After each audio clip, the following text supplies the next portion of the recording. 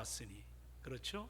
그리고 지금은 십자가인데 그때는 골고다의 보혈로 이렇게 찬양한 것이 새롭습니다. 우리 다시 한번 후렴만, 오늘 우리가 주 앞에 왔죠. 이 골고다 언덕, 영적으로 그리스도 예수의 보혈이 이 생수처럼 흘러넘치는 이 축복의 동산, 만민이 기도하는 이 아버지 집에 내가 왔다는 것, 큰 행복인 줄로 믿으시기 바랍니다. 우리 후렴 한 절만 같이 한번, 반주 안 해도 될 것 같아. 내가 주께로 지금 가오니 십자가의 보혈로 날 씻어 주소서. 옛날 찬송으로 내가 주께로 지금 왔으니, 골고다의 보혈로, 골고다의 보혈로 날 씻어 주소서. 아멘. 제가 전에 배웠던 충무로교회 담임하시던 박 목사님께서 이 가사 내용에 골고다라는 언덕보다는 십자가의 보혈로 이 개작할 때 참여를 하셨거든요. 그래서 골고다 언덕보다는 그 십자가의 보혈로 이렇게 이 찬송가가 조금 가사가 바뀌어진 것을 기억합니다. 오늘도 이 동산에 나온 여러분들 주의 이름으로 환영하고 축복합니다. 우리가 이 성경을 보면 정말 수많은 사람들이 인물이 등장합니다. 창세기부터 요한계시록까지 보면 참 인물 한 분 한 분이, 어떤 분은 우리 마음을 크게 설레게 만들고 나도 좀 그 사람처럼 참 닮고 싶다, 그런 인물이 있는가 하면, 또 인물들, 어떤 인물들 대하면 참 안타깝고 우리 마음이 굉장히 속이 상하고, 또 그 인물을 참 보면 괴로울 때가 있는, 그런 참 아픔 있는 인물도 없지 않아 있습니다. 그런데 여러분들, 우리가 지금 시편 51편은 다윗의 시라고 나와 있죠. 그 다윗은 이 성경에 나타난 여러 인물들 가운데 참 뭔가 우리에게 큰 신앙생활에 귀감이 되고, 이 신앙생활하는 우리들에게 이 다윗의 삶은 우리에게 굉장한 뭔가 참 소망을 주는 그런 인물 중에 한 분입니다. 여러분께서 성경을 쭉 읽어 가시다가 특별히 사도행전 13장 그 21절 말씀에 보면 이 다윗을 하나님께서 어떻게 보시는가 참 궁금하죠. 오늘 바꿔 말하면 하나님께서 여러분을 어떻게 보시는가, 나를 어떻게 보고 계시는가, 우리가 그런 문제를 한번 이 말씀에 하나에 적용을 해본다면, 우리 하나님께서 다윗을 어떻게 보시는가. 그 사도행전 13장 21절에 보시면 내가 이새의 아들 다윗을 만나니, 그리고 그 다음에 뭐라 나왔냐면 내 마음에 합한 사람이라, 내가 내 뜻을 이제 그를 통해 다 이루어 가신다는 그런 내용의 메시지가 있습니다. 여기 보시면은 내가 이새의 아들 다윗을 만났다, 하나님께서 다윗을 만났다는 거예요. 오늘 하나님께서 이 밤에도 여러분을 만났다는 것, 우리가 그 소망을 끌어안아야 될 줄로 믿습니다. 근데 이 만난다는 이 단어를 제가 좀 찾아보니까 이 말은 한 두 가지 뜻이 있는데, 하나는 뭐냐면 관찰하다, 그리고 발견하다, 그런 의미거든요. 좀 더 쉽게 표현하면, 여러분 제 친구 가운데 광업진흥공사에 얼마 전에 이제 정년 퇴직한 친구가 하나 있는데, 거기 가보면 요한계시록에 나타난 보석들이 다 거기 있습니다.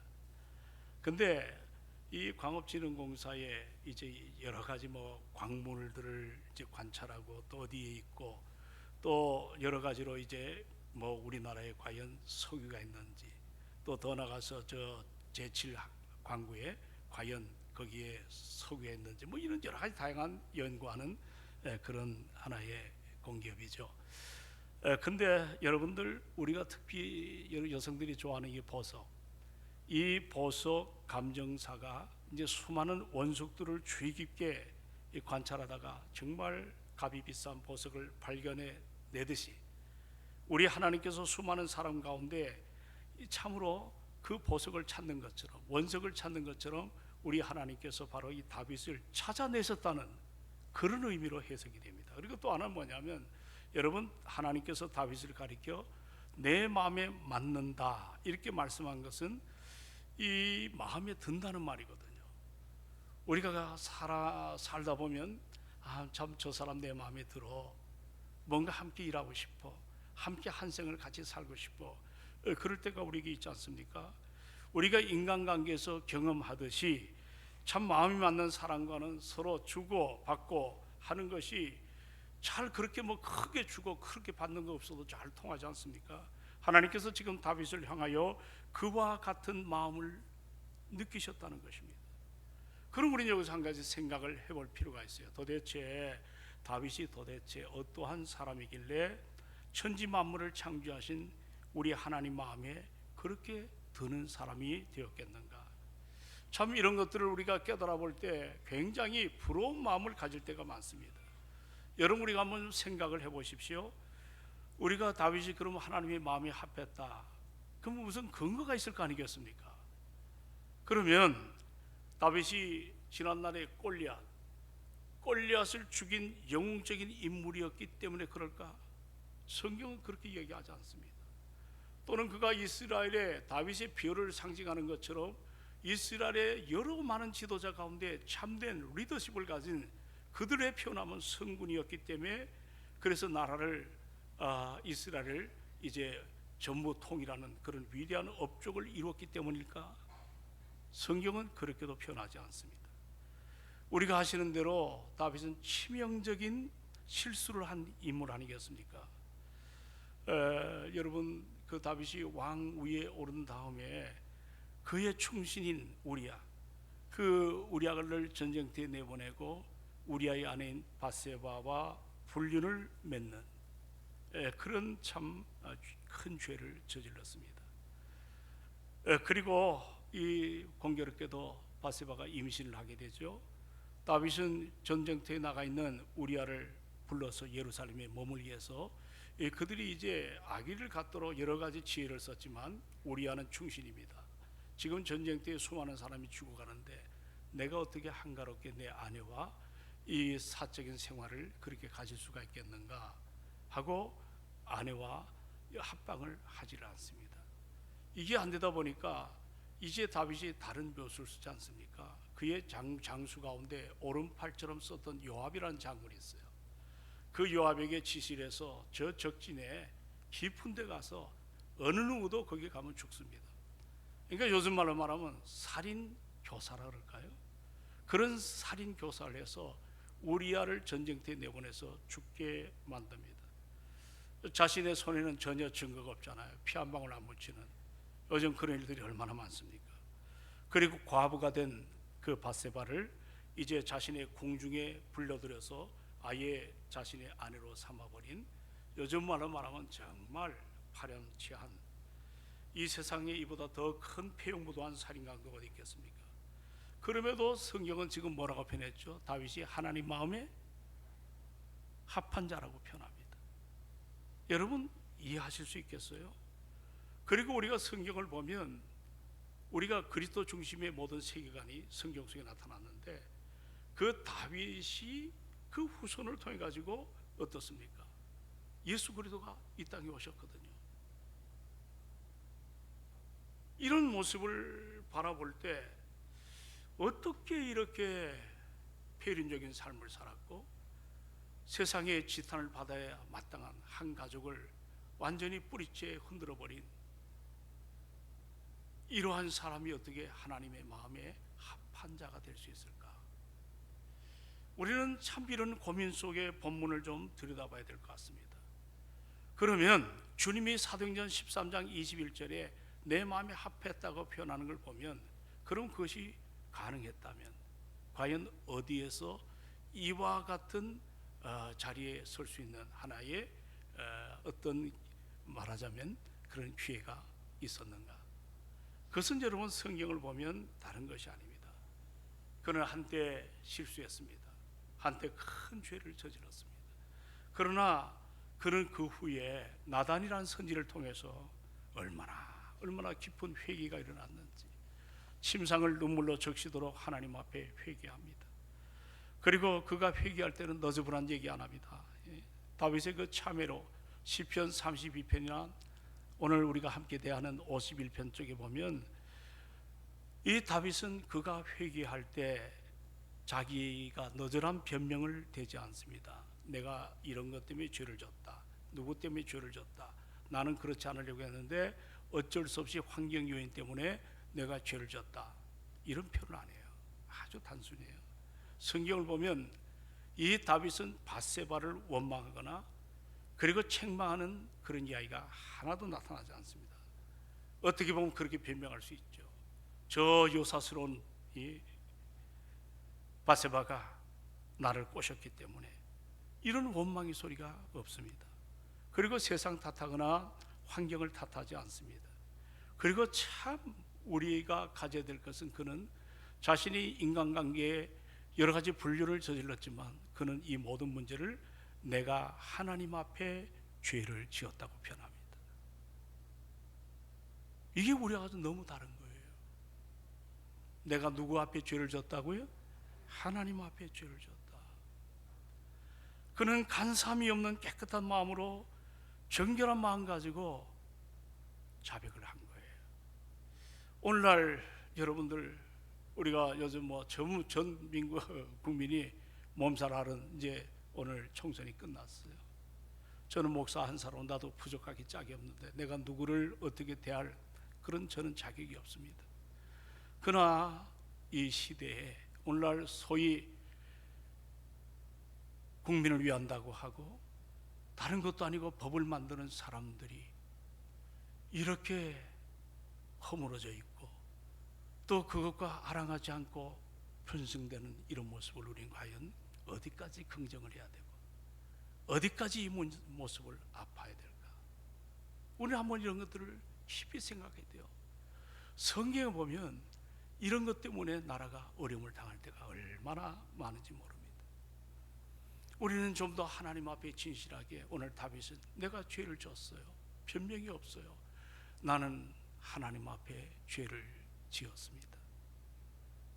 오늘 이 저녁에 우리가 정말 그런 마음을 갖고 우리가 이 세상을 믿음으로 살아가는 그런 소망이 여러분에게도 저에게도 있었으면 참 좋겠어요. 오늘 저는 본문 6절부터 12절을 이 정결한 마음, 정결케 해달라, 따라합시다. 정결케 해달라, 이걸 주제로 삼았습니다. 물론 다른 것도 많이 이 주제로 삼을 수가 있겠지만 그 정결케 하기 위하여 다윗은 여기 7절에 보면 죄 씻음을 받으라는 표현이 있어요. 자, 우리 한번 7절을 다 같이 한번 읽어보도록 합니다. 자, 7절, 51장 7절 시작.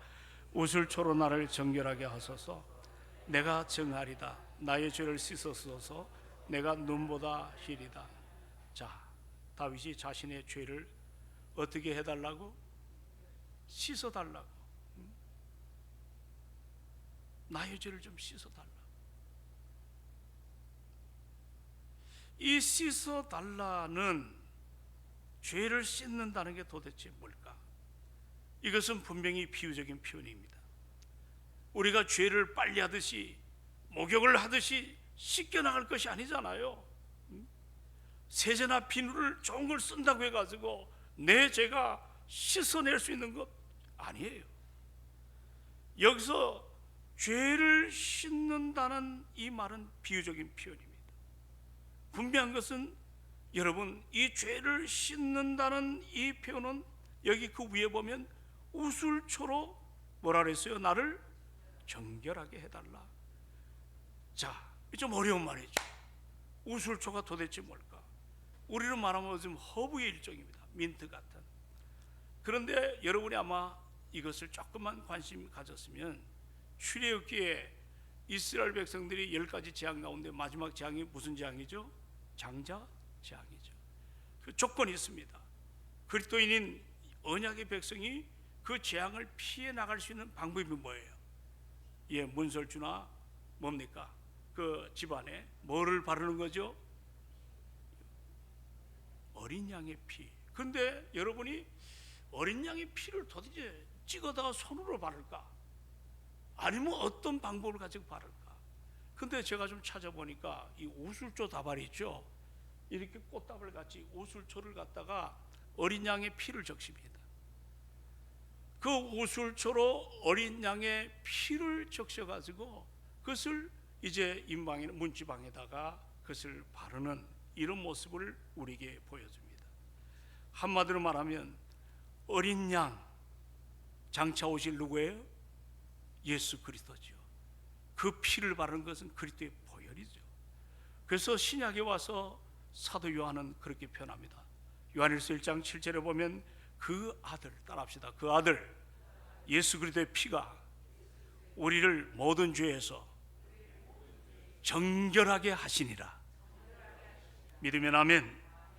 예수님의 피가 우리의 모든 죄를 깨끗하게 정결하게 씻어준다는 말씀입니다. 오늘 우리는 이 본문을 통해 다윗이 우술초로 나를 정결하게 해달라고 하는 그 앞으로 오실 그 메시아에 대해서 희미한 계시를 갖고 있었지만 오늘 이미 우리는 참으로 은혜의 시대 앞에 우리가 예수 그리스도의 보혈이 얼마나 우리에게 소중한가를 우리는 말씀을 통해 분명히 여러분도 저도 알지 않겠습니까? 오직 예수 그리스도의 보혈, 그 피로 우리는 구원을 받습니다. 죄사함의 은총을 받았습니다. 우리의 죄가 다 씻김을 여러분들 믿으시기 바랍니다. 내가 믿기지 않아도, 내가 정말 어떨떨해도 이미 예수 그리스도를 믿는 그 순간 그 보혈로 우리의 원죄가 씻겨나가고 앞으로 지을 그 모든 죄마저도 우리 주님은 우리를 사해 주심을 알아야 될 줄로 믿습니다. 그 과정 속에 필요한 것이 회개죠. 우리가 요한일서 1장 8절을 보니까 자 저는 미쁘시고 의로우사 우리가 죄를 자백하면 우리의 모든 죄를 사하여 주신다 그랬거든요. 그 사한다는 말은 영어에 두 가지 단어가 있어요. 하나는 forgiveness라고 하는, 그건 이례적인 용어로 쓰여질 때입니다. 마치 구약에 죄를 저지를 때 저 성소에 가서 제사장 앞에 내 죄물을 갖다 놓고 그렇게 그 죄물을 죽여서 하는 그 제사는 일회용입니다. 그러나 forgiveness라는 용서의 단어보다 더 귀한 단어는 pardon이라는 단어입니다. 이 단어는 내가 지금 모르지만 앞으로 내가 지을 죄마저도 하나님께서는 사하여 주신다는 겁니다. 우리는 그 은혜 앞에 살아가지 않습니까? 근데 전제가 있습니다. 회개입니다. 끊임없는 회개입니다. 우리가 원죄의 사함을 받았다고 모든 것이 사함받은 거 아니에요. 오늘도 우리는 살아가면서 크든 작든 간에 일상의 삶에 우리가 얼마나 숱한 죄를 짓고 살아갑니까? 바로 오늘도 우리는 회개의 영이 내 안에 임하사 우리가 늘 정결하게 하기를 갈망하는 죄 씻음을 받는 이런 삶이 여러분에게도 저에게도 필요한 줄로 믿습니다. 그런데 구원파를 보십시오. 자, 구원파는 우리에게 구원의 확신을 강조합니다. 그것까지는 대단히 저도 좋다고 생각합니다. 옛날에 우리 박한철 목사님 지금 강남에 있는 한 교회에서 담임하시는데 우리에게 청년 하나가 구원파에 빠졌어요. 이걸 어떻게 하면 교회로 다시 한번 들어오게 할까? 그래서 그때 박옥수라고 하는 구원파에 그 사람이 거듭남의 비밀이라는 책이 있어요. 그것이 이 카세트 테이프로 26개가 나온 게 있어요. 그걸 전부 샀어요. 그래서 여기 뭐가 잘못됐는가? 그래서 지금 우리 여자 화장실이 옛날에는 여전사 방이었거든요. 거기서 계속 읽다가 그걸 들었어요. 한 18번인가 20번째 우리 둘이 무릎을 꿇었어요. 얼마나 은혜가 되는지. 그래요, 이단들이. 근데 이 사람들은 문제가 뭐냐면 한 번 구원받은 사람은 회개할 필요가 없다고 합니다. 맞나요, 틀리나요? 그래서 그 사람들은 주일 동토리를 지키고 뭐 세속적인 그 옛날 라틴 쪽 말로 아트락시아, 쾌락주의로 바뀌어져 버렸어. 여러분, 항상 우리는 주 앞에 가는 그날까지 우리가 진정한 은혜 앞에 부족할 때 이미 주님 나 죄를 사해 줬다고 맞습니다. 그러나 우리 연약하기 때문에 아직도 우리가 육체의 소욕을 갖고 살아가거든요. 그래서 늘 회개하는 마음들이 우리에게 필요할 줄로 믿습니다. 나의 죄를 씻어달라. 오늘날 죄를 죄로 여기지 않는 인간들이 얼마나 많은지 모릅니다. 그리고 이 다윗은 지금 내려가 10절에 보시면 한 걸음 더 나가서 이렇게 간구합니다. 자, 10절을 다 같이 읽습니다. 자, 51편 10절 시작. 하나님이여 내 속에 정한 마음을 창조하시고 내 안에 정직한 영을 새롭게 하소서. 아멘. 죄로 오염됐던 마음 다시 새롭게 빚어달라는 겁니다. 훼손되었던 영을 새롭게 회복시켜달라는 기도입니다. 여기 여러분들 정한 마음을 창조했다. 이 정한 마음은 우리말로 해석하면 정결한 마음입니다. 순수한 마음입니다. 여러분, 사실 우리가 예수를 처음 믿을 때 얼마나 그 첫사랑에 감격이 났습니까? 이번에 우리 피택 장로님들과 함께 시험을 치르는데 100점도 나왔더라고요. 제가 그 시험을 먼저 봤는데 저는 30점 나와요. 그러니까 지금 우리 피택 장로님들이 공부를 얼마나 열심히 했는가. 그렇죠? 여러분 100점 맞아본 적 있나요? 이게 쉽지가 않습니다. 그게 마치고 나가지고 이제 그 앞에 한 15분 정도 차를 더 타고 하면 이 감남산 기도원이 있어요. 삼각산에. 그 감남산 기도원에 좀 가서 우리 오후에 그 가서 좀 기도하고 내려오자. 그 감남산 기도원에 옛날에는 우리 참 학생들이나 청년들 많이 데리고 그 기도원에 가서, 아마 여기 옛날 분들 기억이 날 겁니다. 그 감남산 기도원 거기를 가고 싶었어요. 왜냐하면 저한테는 그 첫사랑의 추억이 있던 제 그 희망을 노래합시다 그 에피소드가 나오는데, 제지캐를 어느 연도인가 제가 정확하게 기억이 안 나는데 연초에 제지캐를 감남산에서 열었습니다. 거기 재직들이 이제 가가지고 기도하고 목사님이 설교하고 나보고 안 전사님 여기 모든 분들과 함께 저 회복기도원에 올라가서 좀 기도를 하라고. 그래서 거기 다 모시고 올라갔는데 그때 뭐 그 젊은 전사가 그렇지 않습니까? 거기 장로님들이 여러분이 같이 오셨고 또 권사님들 또 안수집사님들 쭉 재직들이 기도했어요. 그때 예수님처럼 돌을 던질 만큼 너무 멀리 가지 마라. 그렇게 해서 저는 좀 더 높은 데 올라갔습니다. 바위 하나를. 그리고 이제 찬송을 부르고 말씀을 보고 기도하는데 뭐 한 5분쯤 됐을까? 눈을 감는데 갑자기 뭐가 시커멓게 내한테 달려드는 거예요. 깜짝 놀라서 눈을 떴어요. 아무것도 없어요. 또 눈을 감고 기도하는데 갑자기 뭐가 퍽삭퍽삭하고 뭐가 막 긁는 소리가 나요. 아, 이거 짐승이구나. 눈을 떴더니 없어요. 그 다음부터 이제 제가 두려움에 사로잡히기 시작했고, 얼마 안 있다가 도저히 제가 첫 마디를 잘 저질러요. 곰이다 그랬어요. 그치, 내가 그 믿음 수준이 됐으면 곰이다 그랬어요. 주여 그러지 않고.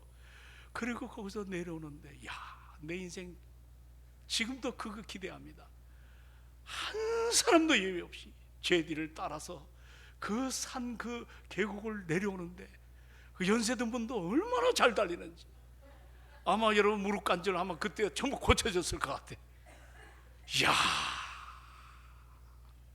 그 회복 기도원, 저 감단선 기도원에 우리 가봤잖아. 그 올라갈 돌도 그 힘들죠.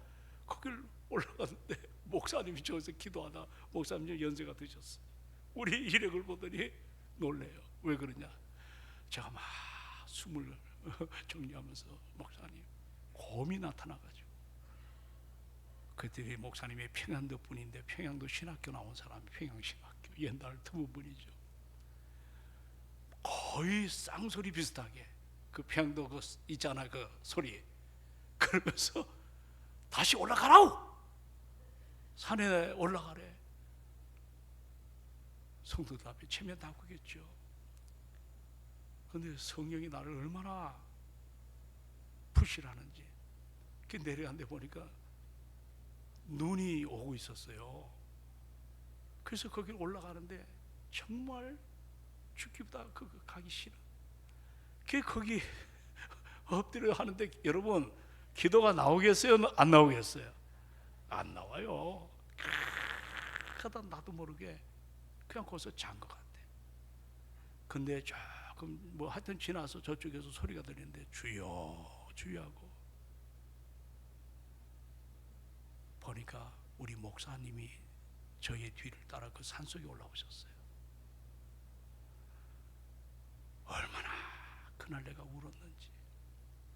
만약에 그 어르신이 내 실수를 문제 삼았다면, 내 정말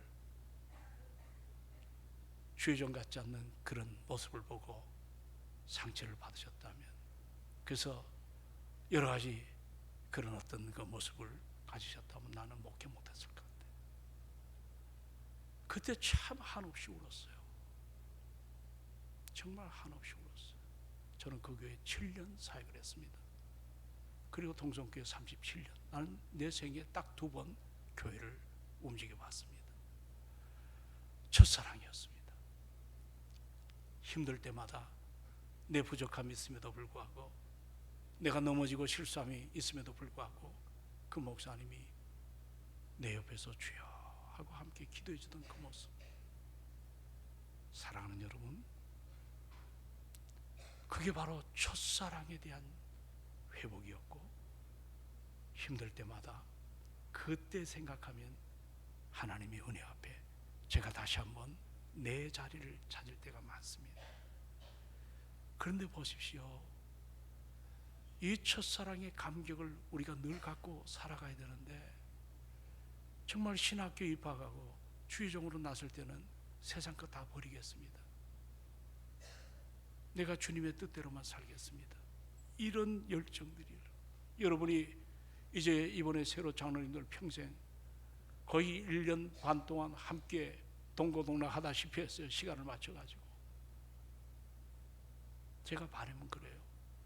여러분 앞으로 장로님들은 새 시대를 이끌어갈 하나님의 사람들입니다. 첫사랑을 잊지 않기를 주의 이름으로 부탁합니다.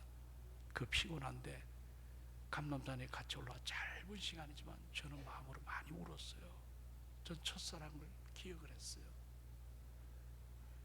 평생의 그 마음이 우리 안에 일어나야지. 안 그러면 나중에 문제를 만나고 사회 여러 가지 일들 속에 파묻혀가지고 그 첫사랑을 잃을 때가 얼마나 많은지 모릅니다. 하나님이여, 내 속에 정한 마음을 창조하시고 내 안에 정직한 영을 새롭게 해달라.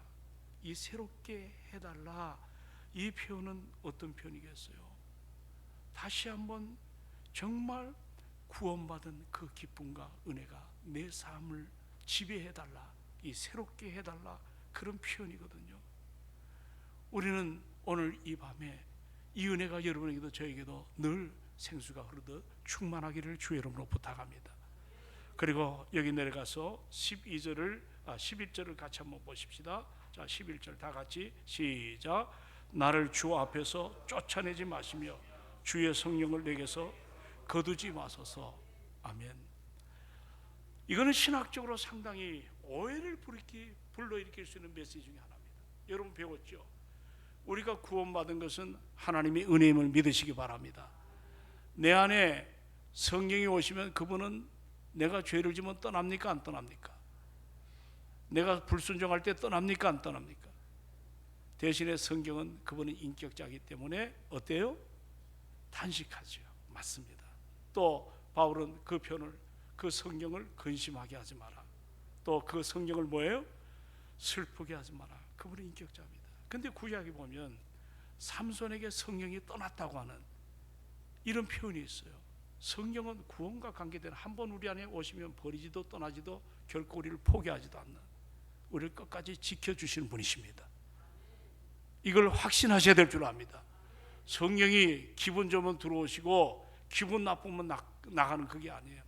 구약적 표현은 때로 성령이 떠날 때가 있는 것은 펑션, 기능입니다. 기능, 사역적인 면입니다. 여러분, 오늘 지금 성령을 거두지 마라, 달라 하나님의 표현은 뭐냐면 내 인생을 주께서 인도하여 달라고. 내가 시험 들 때가 있어. 내가 내려놓고 싶을 때가 있어. 내가 포기하고 싶을 때가 있어. 그때 내 감정대로 하지 않게 하여 주시고 주의 성령께서 나를 끝까지 인도하여 주시옵소서. 오늘 그 표현이 저는 맞다고 생각합니다. 성경은 왔다 갔다 하는 영이 아닙니다. 내 공갈을 따라가지고 움직이는 분도 아니십니다. 나를 세상 끝날까지 나와 함께 하십니다. 나를 통해 영광을 받으실 성령이십니다.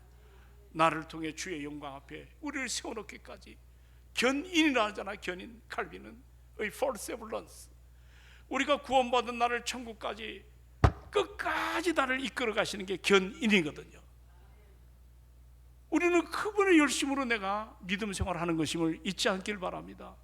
그러므로 다윗은 지금 나에게 성령을 거둬가지 마라, 달라.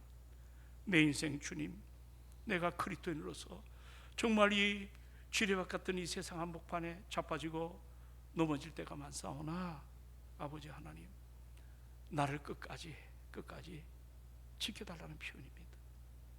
그리고 마지막 세 번째, 오늘 12절 다 같이 읽도록 합니다. 자, 구원의 기쁨을 회복시켜달라고 표현합니다. 자, 우리 같이 12절을 다 같이 읽습니다. 시작. 주의 구원의 즐거움을 내게 회복시키고 주시고 자원하는 심령을 주사 나를 붙드소서. 아멘.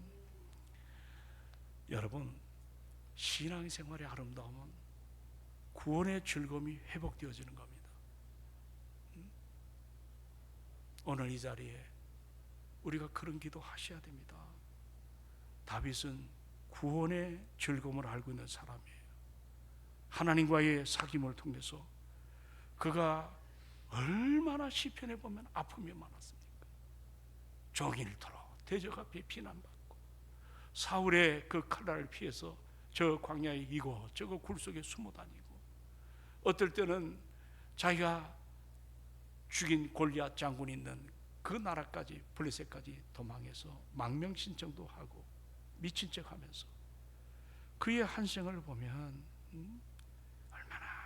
얼마나 고난의 구렁텅이. 그러나 여러분, 시편 23편에 보면 내가 사망의 음침한 골짜기로 다닐지라도 해를 두려워하지 않을 것은 주께서 뭐예요? 예, 나와 함께 하십니다. 그렇기 때문에 그 다윗의 즐거움을 세상에 빼앗아가지 못합니다. 오늘 여러분 안에 그 은혜가 우리 안에 충만하기를 소망합니다. 그러면 이 구원의 즐거움이 회복될 때 우리 삶이 어떻게 될까? 이 회복이란 말은 거듭난 이후의 상태로 돌아가는 걸 말하거든요. 회복이란 단어는. 자, 회복이 뭐라고요? 거듭난 상태, 그걸로 돌아가는 걸 회복이라 해요. 그러면 우리가 구원을 받았을 때 우리의 삶의 진정한 그 첫사랑, 그 은혜의 회복이라면 우리 안에 어떤 현상이 일어날까? 하나님에 대해서 관점이 달라져요. 전에는 무섭기만 하던 그 하나님이 어떻습니까? 이제는 반가우신 하나님이에요. 전에는 진노의 하나님이던 이제는 사랑의 하나님이에요. 지난날의 음성은 그저 뭔가 내가 죄지면 나를 판단하실까 봐, 이렇게 우리가 율법적인 사고가 얼마나 많은지 모르는데, 여러분, 구원의 이 기쁨이 회복될 때 그분과 동행하는 것이, 그분이 나를 징계도 아멘이요, 나를 여러 가지 꾸셔도 기쁨이 넘쳐요. 왜냐하면 내가 지금 인생의 여정 가운데 배우고 있다는 그런 자세가 되기 때문에. 아멘이십니까? 우리 안에 이 마음이 좀 여러분에게도 저에게도 일어나야 됩니다. 이 회복의 삶은 내 인생을 바꿔놓습니다. 나를 아름답게 세웁니다. 나의 시선을 하나님께 두게 합니다. 그리고 내 뜻이 아닌 주의 뜻 앞에 서게 합니다. 우리 좀 예배당 와가지고 내 가슴이 성령의 은혜로 좀 젖었어. 내 심령이 은혜 앞에 서길 원합니다. 제가 어느 교회에 순서를 맡은 적이 있습니다. 목사님이 임직이었습니다. 아주 중요한 자리입니다. 목사님, 앞으로 목회할 때 말은 목회하지 마시고 눈물에 목회를 하세요. 제 생에 1분도 안 되는 축사라고 내려왔습니다. 말은 목회하지 마시고 젖은 목회를 하라 했습니다. 지금도 그분은 여러 수많은 목사님 와서 여러 가지 얘기했지만 내가 했던 그 얘기 한마디를 잊혀지지 않는다. 말은 목회하지 말고 젖은 목회하라. 우리가 인생을 살 때 우리 심령이 메마를 때가 얼마나 많습니까? 다윗은 하나님 앞에 내가 죄를 지었다고, 그리고 죄를 고백했어요. 죄를 씻기를 원했어요. 정한 마음을 창조하신 아버지 하나님, 내 안에 정직한 영을 새롭게 해달라고 고백했어요. 그때 그분은 미쁘시고 의로우사 우리의 모든 죄를, 자백한 우리의 모든 죄를 그분은 다 사하여 주시고 하나님의 은혜 앞에 우리를 서게 하는, 오늘 이 저녁에도 혹시나 죄 문제로 고민하는 분이 있나요?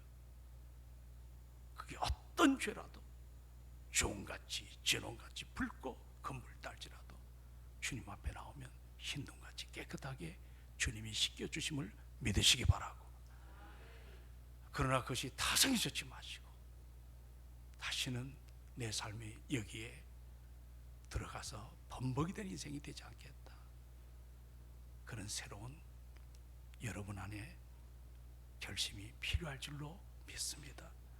제가 이야기 안 하고 마치겠습니다.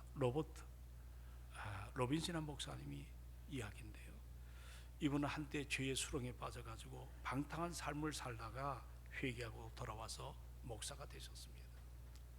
참 이분의 목회가 훌륭하게 성공적이었습니다. 저 캠브리지 침례교회 담임 대단히 큰 교회입니다. 목회를 참 잘하셨어요. 근데 나이가 점점 들어가면서 영적으로 점점 타락했어요. 왜냐하면 다 하는 것 같고 경험이 많으니까 기도를 하지 않습니다. 결국 어느 날 세속에 물들고 죄의 노예가 되어버렸어요. 다 내려놨습니다. 목회 포기했습니다. 은둔 생활하다가 이제 어느 날 이제 마차를 타고 여행을 하게 됐는데, 옛날 그 보면 유럽에 마차에 한 사람만 타는 게 아니라 마차 안에 여러 손님이 있잖아요. 그렇죠? 거기에 타게 됐어요. 근데 옆에 한 부인이 무슨 책을 보면서 굉장히 얼굴에 기쁨이 흘러넘치면서 이분에게 말을 걸어옵니다. 선생님, 이 내용 좀 읽어보세요. 제 마음에 너무나 감동이 넘치네요. 그 책에 찬송시가 적혀 있습니다. 복의 근원 강림하사 찬송하게 하소서. 한량없이 자비하심 측량할 길이 없다. 이 로빈슨은 고개를 돌려버렸어요. 그러나 부인은 계속 말합니다. 선생님, 1절로부터 3절을 읽어보세요. 이 찬송가 가사가 얼마나 은혜가 되는지 모릅니다. 이때 로빈슨 목사님이죠, 이젠 타락한 사람이었죠. 고개를 돌려서 눈물을 흘리며 말합니다. 부인, 나는 오래전에 이 찬송시를 내가 작사한 사람입니다. 복의 근원 강림하사. 이때 이 목사님이 자기의 잠자던, 정말 죄로 덤벅이 됐던 인생이 다시 한번 거기서 은혜 앞에 서는 계기가 되는, 그 마차 안에서 통절히 울었다 그래요. 그의 영혼이 깨어나서 회복되고 주님 앞에 돌아오는, 그리고 남은 여생 하나님의 복음을 위해서 한 생을 믿음으로 사는, 자기가 지었던 찬송시인데 타락한 그 인생의 어느 날 한 부인이 그 찬양을 이야기할 때 돌아선 케이스죠. 주의 귀한 은혜 받고 일생 빚진 자 되네. 주의 은혜 사슬대사 나를 죽게 메소서. 우리 마음은 연약하여 범죄하기 쉬우나 하나님 받으시고 천국인을 지소서. 오늘 이처럼 여러분도 저도 정결한 마음으로 다시 회복된 은혜 앞에 아름답게 세워지는 우리가 되기를 주의 이름으로 축원합니다. 우리 기도하십시다. 이 시간에